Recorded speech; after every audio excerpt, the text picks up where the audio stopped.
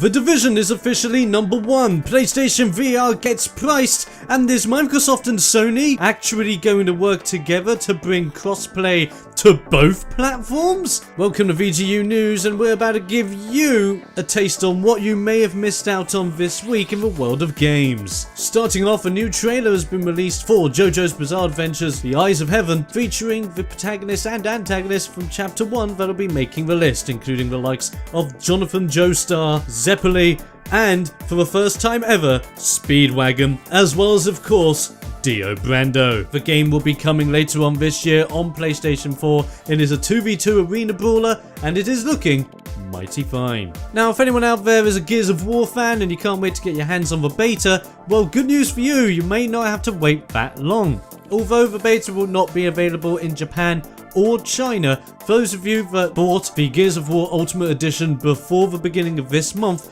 will be able to gain early access to the beta as of April 18th. The open beta for Gears of War 4 will then be available as of April 25th, allowing anyone and everyone to jump on board and try out the game before its launch later this year. Have you been enjoying The Division since its launch? I know I have, and we have some big news and big congratulations to the guys over at Ubisoft that have hit sales records over the first 24 hours of the game's release, as the game pulled in $330 million in global profits within the first 5 days, reaching a 1.2 million peak concurrent users over the weekend of its release. It has officially taken over Destiny as the #1 best-selling new IP of all time, and the Ubisoft CEO Yves Guillemot had this to say: "The Division is the latest example yet of our unique ability to deliver immersive gaming playgrounds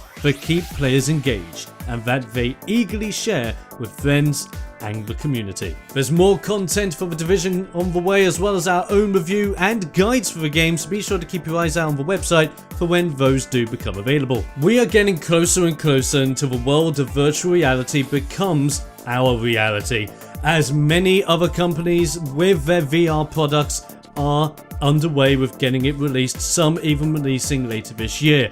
The PlayStation VR is no exception, and the headset has officially been priced at £349 or $399, the same as the PlayStation 4 when it first launched. The PlayStation VR does have a few competitors out there, but with its price point, it may just win over more people than we originally thought. And this week we saw history being made.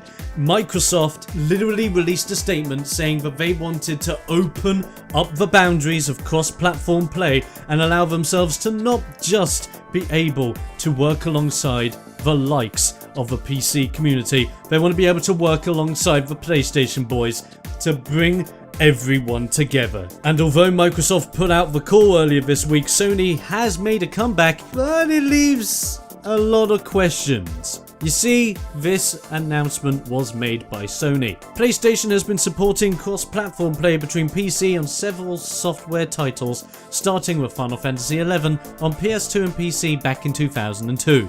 We would be happy to have the conversation with any publishers or developers who are interested in cross-platform play. Does this mean they are willing to work with Microsoft? Does this mean they are willing to open up the doors? We don't know, as we're just simply saying we're willing to talk more about it. So I guess it's happening? But as things develop, please be sure to keep an eye out with us, as we'll be sure to keep you guys posted when things become official. What are you most interested in? What do you have your opinions on? I want to know, and everyone else wants to know too. So put your comments in that comment section below, and I'll see you guys next time for another edition of VGU News.